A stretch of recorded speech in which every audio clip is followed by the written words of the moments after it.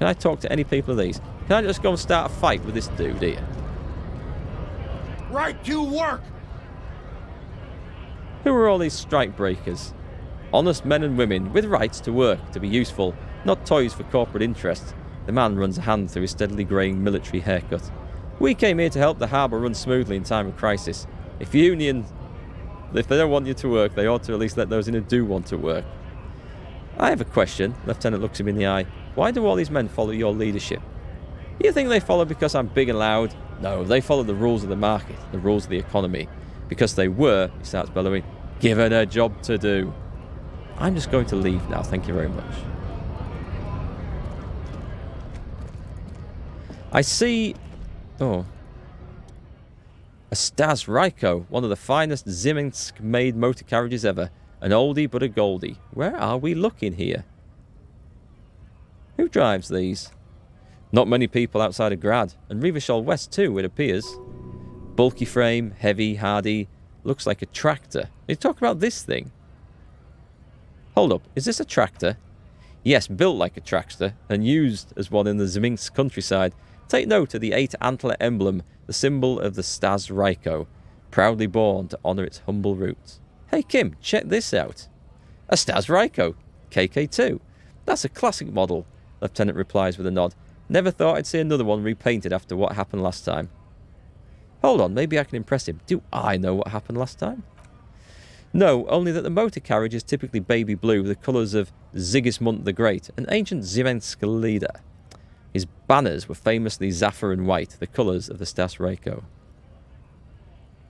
What happened last time, Kim? An old case from my precinct. A couple of Ziminsk migrants saw a Stas Ryko stopped in the street, painted just like this, muddy brown, murdered the driver on the spot. They said it was an honour killing, hussar style. Ziminsk community protested the ritual, flying the banners of some old king or whatever. He shakes his head. 5,000 came to protest. Correction, 4,395. Fourth largest public protest of a criminal trial in Revachol.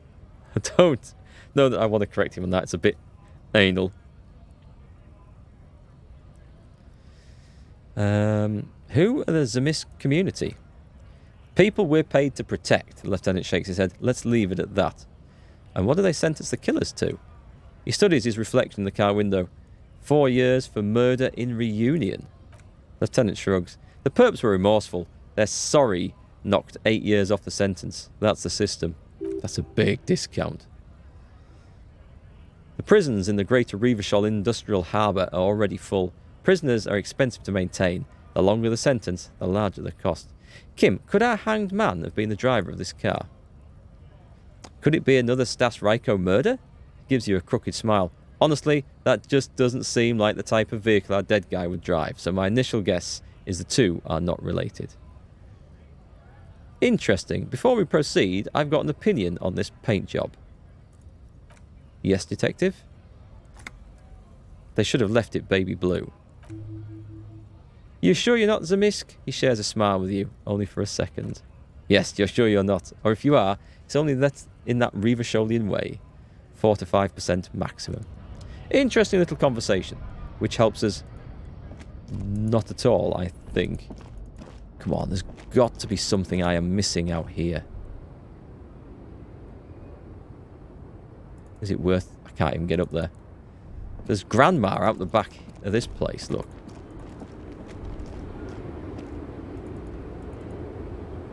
Well, let's try talking to her again. The woman still has her eyes fixed on the photograph in her hands. In the background, the radio plays. Grandma? Nothing. The smile just keeps widening. Her hair is grey like lead. No. This one is a monster in disguise. Really? Excuse me, madam. I'd like to ask some questions. No response. Whatever this woman is, your words fail to reach her.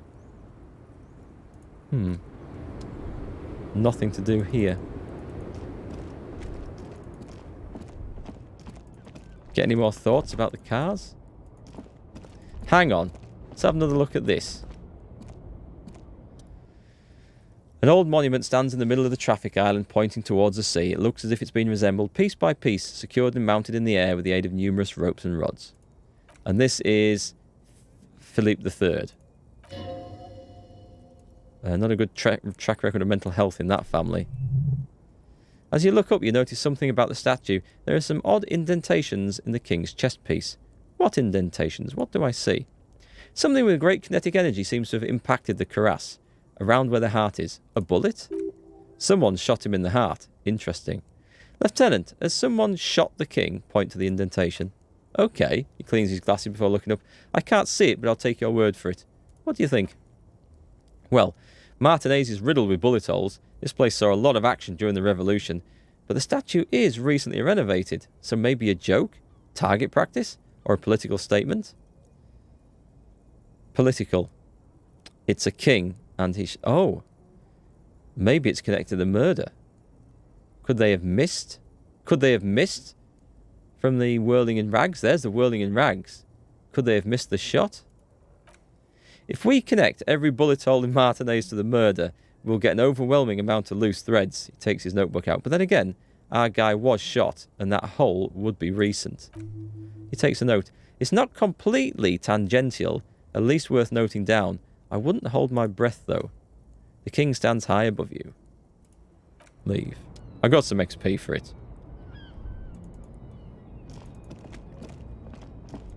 Okay, so I have learned nothing further from coming around the back here. Nothing of any particular use. Is Everard Clare still there? Early morning still. I don't think there was anything left. Let's take another look in this shop. Maybe if we can work our way up to the roof.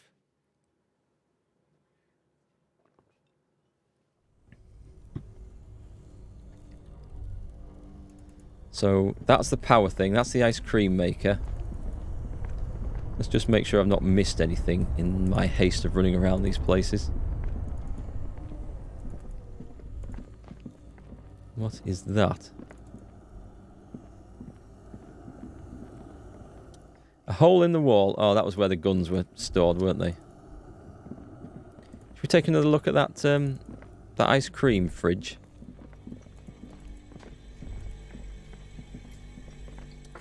The Ice Bear's fridge. Examine one of the ice cream wrappers in there. Friendly cartoon bear smiles back at you from a glossy cellophane wrapper. Looks nothing like the fridge or the decomposing body in it. Hang on. We took the body home. We took the body home. It's because I think the idea is that we only interact with the fridge when we're dealing with that corpse. That was the coal bunker, right? Smear your hands with coal. Why would I want to do that? Nothing. Okay, well let's continue. I want to see if we can work up and see if we can... I mean, there's more offices in this building. We know that there's all those shops that were available. And these were these... This old fireplace is covered in lines drawn in blue and red marker, the mesh spreading over the stone like blood vessels on alabaster skin. It looks ghostly and strangely ancient. The whole thing resembles Kedron mosaic tiles. Very pedantic. Hold on. How do I know what Kedron mosaic tiles are supposed to look like? History class. Students with their textbooks open, studying the roots of our civilization. Those aquarelle blue tiles looked beautiful in the sun. And there's nothing we can do with this anymore, is there? Press play again. Nothing happens. Something's missing. There's no tape in the player. Okay. Insert the production schedule. Like a smooth draw, the filament slides into place. Press play. Oh, sorry. Press play again. The machine comes to life. An old lady greets you. Her voice sounds 100 years old. Good morning. Fortress accident on Rue de Saint-Ghislain. This is East Insulindian Repeater Station 1. Yes, we've been here before. Let's try the password for the production schedule. Good. Please repeat the password. I think it was Afterlife Death. Good, I've unlocked the production schedule. After ending the call, please press print to access the filament. Really? She just used the same password? Well, that's no great surprise there. Lieutenant seems almost as disappointed to discover that as he murmurs, maybe those radio computer guys aren't that paranoid after all. Fortress accident, is there anything else I can do for you today? That's all for now. Okay, so now we can press print. With a quiet determination, the printer starts printing, a piece of paper unfolding like a handheld fan. A black crisscross of letters covers its surface. Read the printout. It's a project report written by the lead producer Anthony Andy Schott about Wirral Untethered, a radio game developed by Studio Fortress Accident. The first few pages give an overview of the capital and workforce, while the rest of it seems to be a production schedule. Read about capital. I want to know about money. In its short time of existence, Fortress Accident SCA managed to burn through truly insane amounts of money. Are we... Fortress Accident. Is that some reference to another game that's done something similar? Can we see any, like, Star Citizen references in this, perhaps? Something else? Let's read on. The first tranche of seed financing brought in 150,000 real, but then came the delays. This is starting to sound very much Star Citizen to me. Eventually, the damage reached 400,000 real with only half of the game finished. 400,000 real. What's that? Jamais vu. These guys knew how to party. Gosh, where did they get all this money? Let's just say it was a real adventure for their Iguanian investor. The workforce, who worked here? They employed 18 people, the bulk of the team composed of writers and concept artists. There were also radio programmers, sound engineers, a CEO, 2 marketing experts, and a single overburdened producer who developed a habit of popping pyrrolidon in the basement to escape his obligations. But on the other hand, their obligations were piling up at inhuman rate, a rate that could only be amended by pyrrolidon. Why did Fortress Accident have so many concept artists? Let's find out. Mainframe, it didn't. Oh, we're asking the computer? It didn't need so many concept artists? No, definitely not. A few more producers could have come handy, though, especially when dealing with writers, some of whom routinely skipped work because of mental health issues and extremely unprofessional sleep schedules. One of them even managed to steal some valuable company property before skipping town for good. Skim through the production schedule, whatever it is. The production schedule depicts their glorious descent into bankruptcy. Because of the concept artists? No, not the artists. It wasn't even the writers with their panic attacks and 3-hour lunches. It was impossible not to fail. The project was too large and no amount of money could satiate the ever-expanding ambitions of the development team. It sounds more and more like Star Citizen with every passing passage. They tried to make a $4 million or 4 million real game with 400,000 in their bank account. Again. Let's see. They thought they could bridge the gap with pure willpower and imagination. They couldn't. Oh, so they were done in by their own ambition. No. Even then, success remained within an ever-narrowing margin of possibility that, despite everything, never entirely disappeared. That is, until they discovered the Valley of the Heads. The what? At the 11th hour, the lead designer, Zmisk-born Sulislaw Zawiza, decided to see... Oh, this is so hard to read with these damn words. Right, let me try this again. At the 11th hour, the lead designer, Zmisk-born Sulislaw Zawiza, decided that what Wirral Untethered needed was a secret mystical location at the extreme edge of the map. This place was to be the Valley of the Heads, where the heads of all the headless constructs could be found. The player would have been able to choose a head for their headless party member, and each head would have been voiced on air by a professional actor. That is some insane shit. Who were these people? The world had never seen their kind before and might never again. And how many heads were there? So many. At last count, there were approximately 10,000 heads for 10,000 headless men, all of which could be endlessly recombined. How many combinations could you make out of that? Do you really want to know? There seems to be a calculation here, but it may take a while. Yeah, how bad could it be?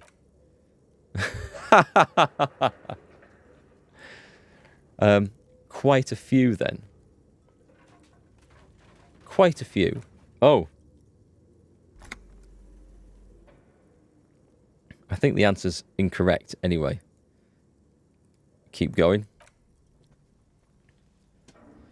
10,000 for 10,000. Or would it be 9,999 times 9,999? I don't know. I don't know. Oh, come on. This is getting silly now. We've had the joke. The lieutenant taps his foot impatiently, his arms folded tight against his chest. He's dying for a cigarette. Come to think of it, you are too. Oh, come on. This is getting silly. We've had the joke, game. We've had the joke. What have I done?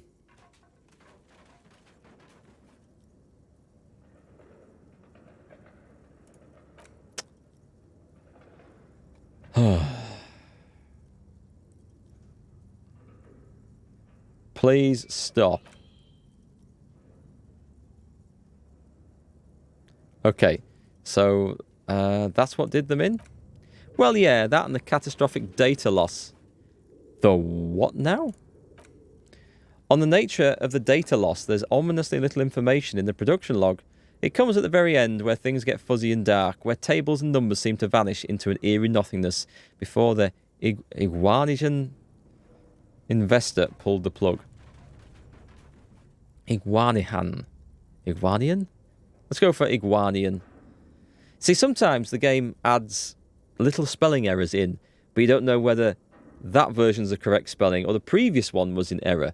But you do see little differences in this. And as they're just strange words that I'm unfamiliar with anyway, it doesn't help. What is clear is that one day an unidentified numeric anomaly occurred on the East Revacholian lintel front, just as the Wirral Untethered project was being computed that day, and the anomaly caused all the data to get lost in the air. When the project was returned, it was completely blank. The team spent weeks on the phone with Lintel, the service provider, but despite their diagnostics, they could never produce a satisfactory explanation or pay for the loss. Wait, they lost the whole game and wouldn't even pay for it? Always read the terms of service. And let's face it, they didn't have any money left for legal action. Wasn't there a copy of the game, a backup? Mysteriously enough, it seems that the off-site copy happened to be on-site when the catastrophic data loss occurred. It was the lead programmer's responsibility to oversee weekly maintenance of the off-site copy and, well, keep it off-site. An explanatory note from the lead programmer has been attached. And what does it say?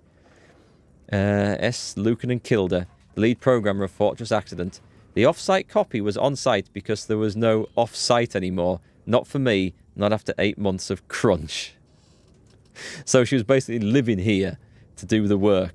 8 months of crunch. For those not familiar with the term, crunch is when, it's usually when a software house, in the build-up to the release date for their product, more or less forces everyone, or gets the whips out, and encourages everyone, as legally as they possibly can, to work as much overtime as is necessary to get the project finished for the release date. And it's often very unpleasant for the people working there. I didn't have a home anymore, so I started keeping it in the basement in the ice bear refrigerator near where I went to sleep. It was perfectly safe there. The temperature conditions were optimal. Is there anything else from this lead programmer? It's not very convincing, is it? Her former colleagues would agree with you.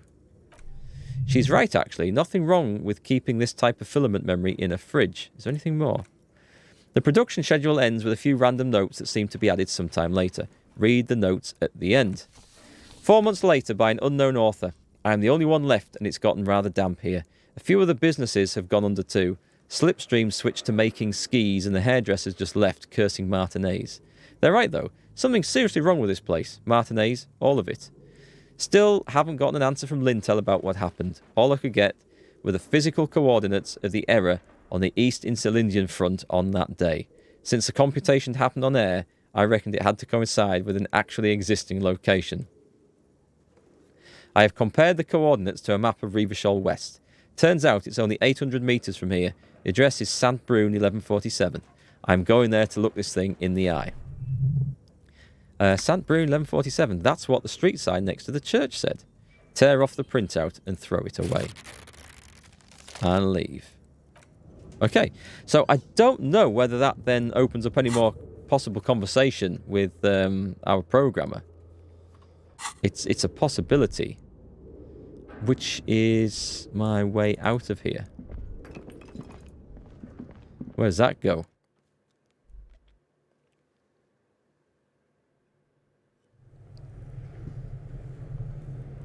Oh, downstairs? Okay.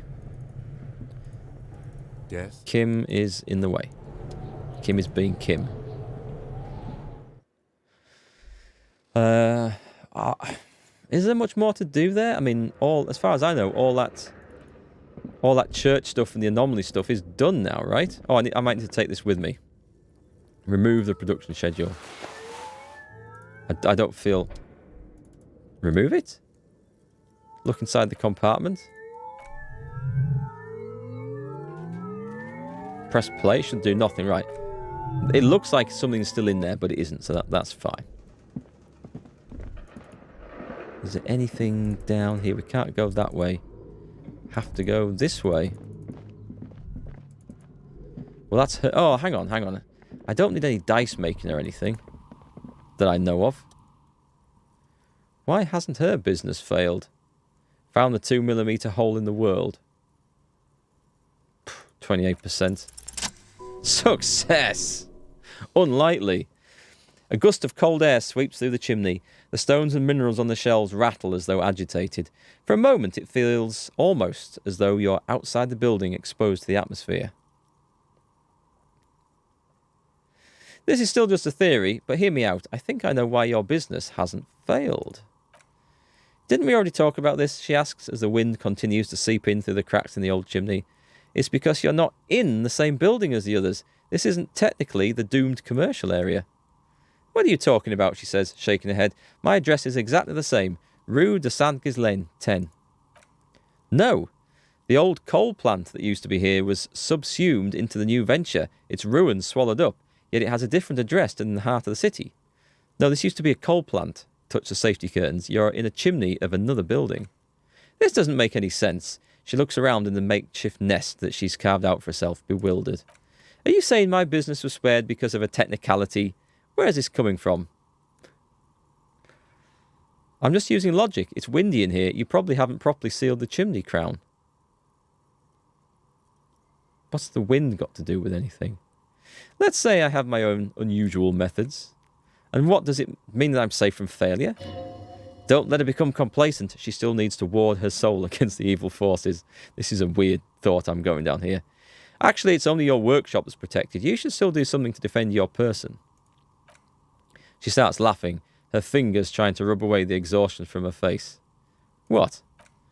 Do you know what this is? She raises her hand to reveal a piece of metal shining on her index finger. A lucky charm? It looks like a regular piece of jewellery to me. It's a mourning ring, she replies. I made this when my first company failed.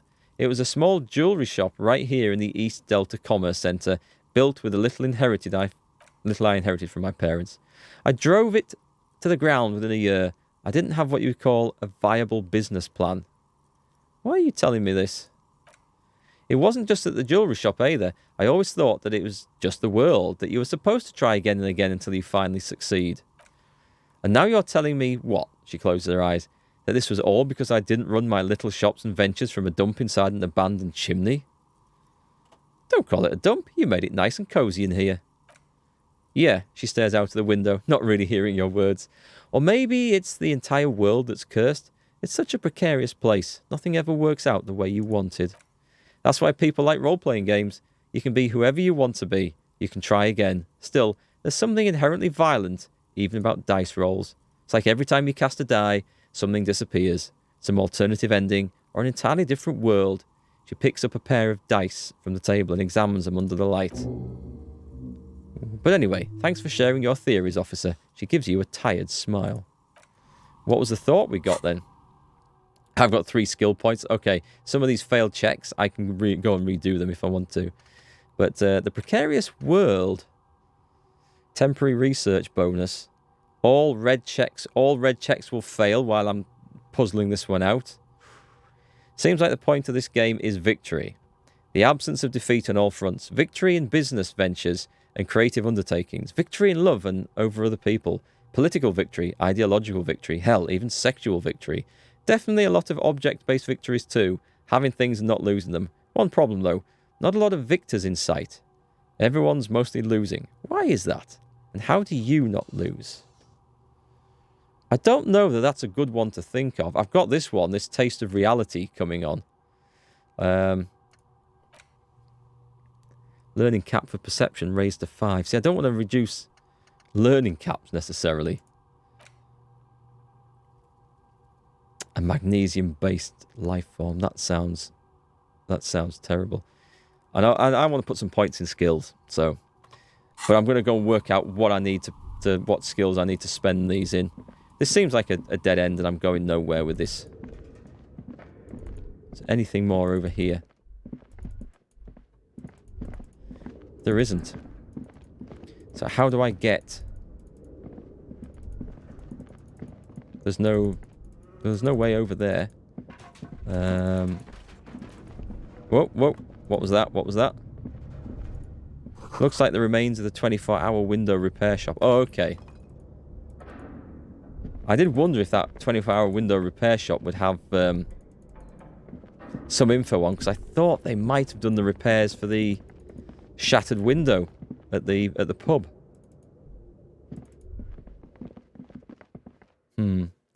I guess not. So, I feel like we've explored that room thoroughly. Or have we? Looks like Guillaume Le Million, that hair poster. Oh, that thing up there. No sane person would ever put their head in such a machine. What's he looking at? Oh, this thing. This thing here.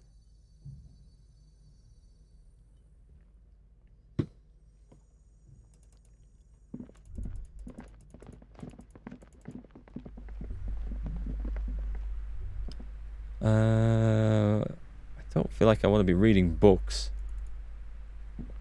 Random book readings. So, I guess we go... I think I go back... It'll tell me, won't it? If I click on tasks, map. So the cargon... I need something that might be difficult. Empathy with a seal. The cafeteria window. To see something outside. There's a challenging esprit de corps one. There's two physical a sleeping dock worker. Where's that? Oh, that one's gone, surely. He was in the pub, I think. Cargo container door. The church doors. There's a lot of physical instrument ones. You can see these are the ones that I've been failing. Rene Arnaud. He's dead. That task is gone. It's a shame it's still showing it in that case. That's going to be like legendary volition to try and uncover what's bothering her. Annette. Suggestion medium. I could put some points in suggestion. It's not really relating to my clues here. So there's the whirling in rags. This is the broken down old building. But I can't find a way into it from anywhere. Unless there's a way through this shop. Let's go and see if there's a way through that Fritz shop. I don't think there was, but I don't feel like there's any harm in looking either. I like how everything's getting covered in snow here. So the way in would have been through here. They're challenging for each other to a fight. I can't get involved in that. I need to figure out how to get that place open. See, there's like corridor up there. The yellow roses in the window. Those aren't the flowers that were left. Those aren't the flowers that were left for Classy. I don't remember hearing about any flowers. Have I got anything to sell in this thing? Insert your bottles. I got some. What's for sale up there? Drugs, leave. And... well, that would be the way through, but it's not. It's obviously not giving me the option. I don't need booze. Cigarettes have been quite useful. Is this about the question? Leave. Leave. Nothing new. No, I feel like I'm coming to a point where I'm stumped, unless I just put skill points into the test to speak to Titus's sister. I feel like I need a lead. And if it involves a lot of re-rolls and stuff, then so be it. How do I... right, there's got to be a way of getting these doors open. Who's in charge of the doors? Let's go and find out. If I get the doors open, that solves the traffic jam. That opens up another line of